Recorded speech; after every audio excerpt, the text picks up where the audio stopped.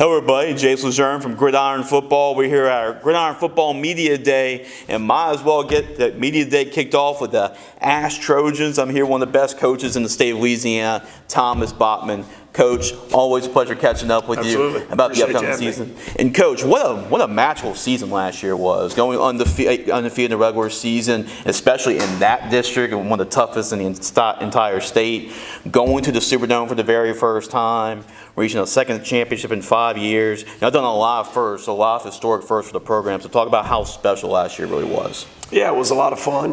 Great group of kids, great group of coaches that, just put their head down, went to work week after week, excited about the challenge, that seemed like we faced, game after game. And I don't know. I say this all the time. I don't know that it's reflected a whole lot, over the last decade. You just kind of move on to the next year. But, certainly miss the players once they're gone. That's the thing. I don't appreciate them. Even this group that we got here today, while they're playing for you, you're coaching, developing, trying to get the most from them, trying to help them be the best that they can be. And then, all of a sudden they graduate and you kind of look back like, man, that was such a special kid. And that was certainly a special group last year.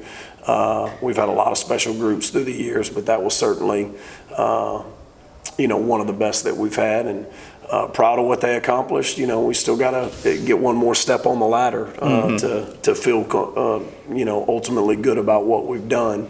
But back to work, see what we can do this year.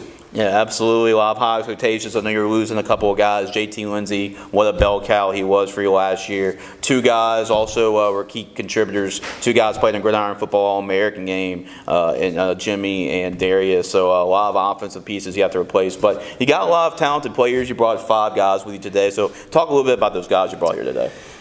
Well, it's not a huge senior class as far as numbers go, but there's a lot of experience in this class right here. All these guys that are with us today are multi-year starters, play important roles, very versatile. I guess you start with, as I see him right there in front of me, Grayson Thibodeau, plays both ways for us. Some years he's been a offensive first guy, defensive second. Last year he was a defensive first, offensive second.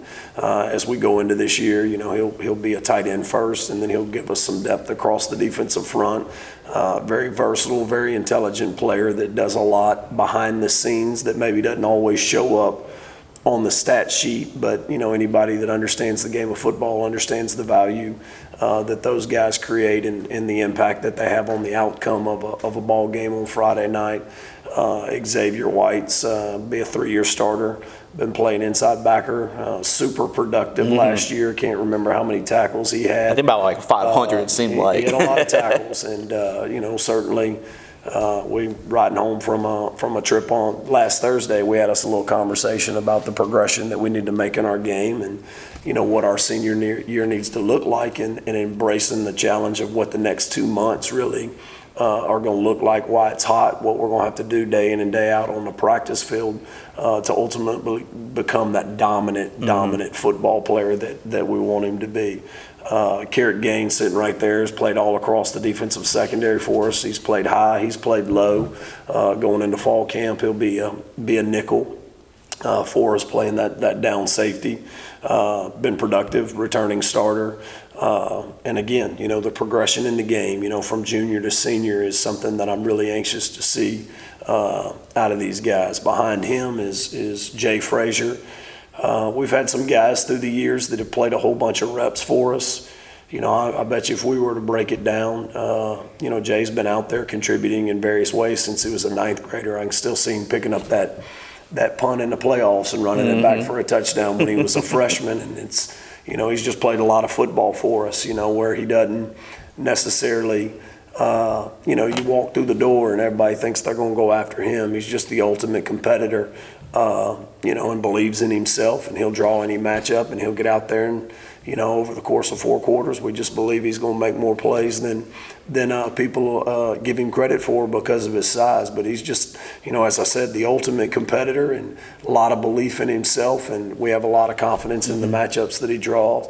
And then last here with us this morning is Peyton Hobbs. Peyton, returning starter, played nose for us. Peyton's probably just under 300, probably 285, 290. And that's such an important role for us, the middle of the defense, to be able to eat it up and establish some dominance there on the line of scrimmage. So the role that he will play for us is huge, and we need all 5 of them to play to their potential and beyond some if we want to accomplish the goals that we've set for ourselves. And just from an overall standpoint, coming from the spring, going into the fall, stuff like that, just what are the offense and the defense as a whole, what does that kind of look like as we head into the fall? Quite a bit of experience returning on defense. I would say probably returning 13 or 14 of the top 18 from last year, although those guys that are graduating, they were good players. They were very, very important for us. But got a lot of experience returning on defense.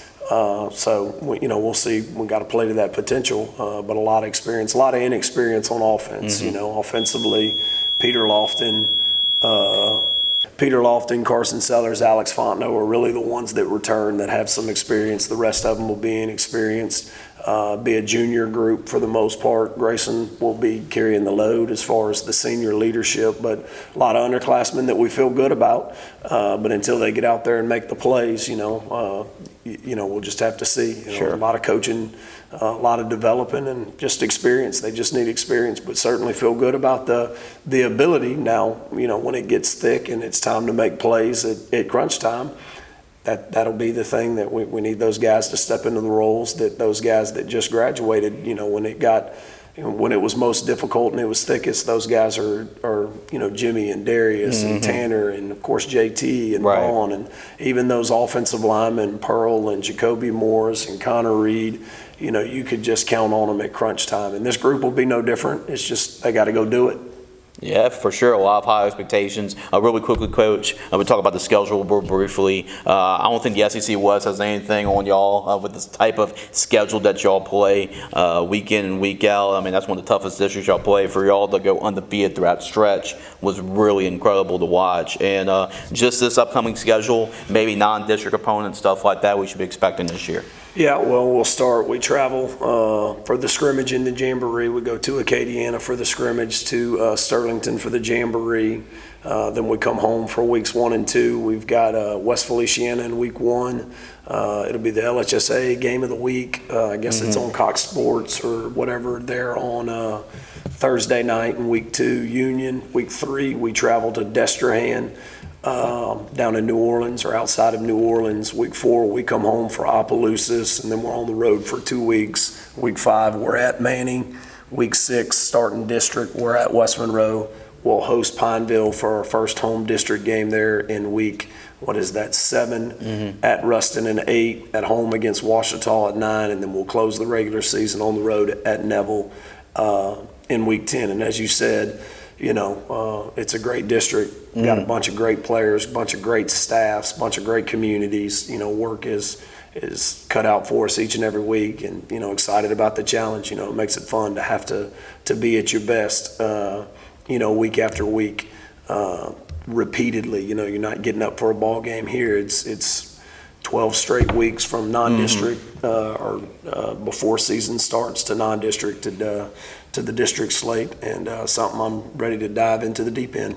Yeah, for sure. And also just a message for the Ash fans as we get ready for the upcoming season. Final question. I know a lot of people were excited because of the season y'all had, but it's different in high school football. Like every year is a different year, it's a different team. It's a different team. So what kind of overall product they should be expecting this year when they go to Trojans football games every Friday night? Well, while the faces change from year to year, I hope that the brand of football, level of toughness, extreme effort, and a togetherness is something that we always want to pride. The schemes, I would say our systems change, but we're going to adapt, and, we're going to try and fit the personnel that we have in the locker room. So there's some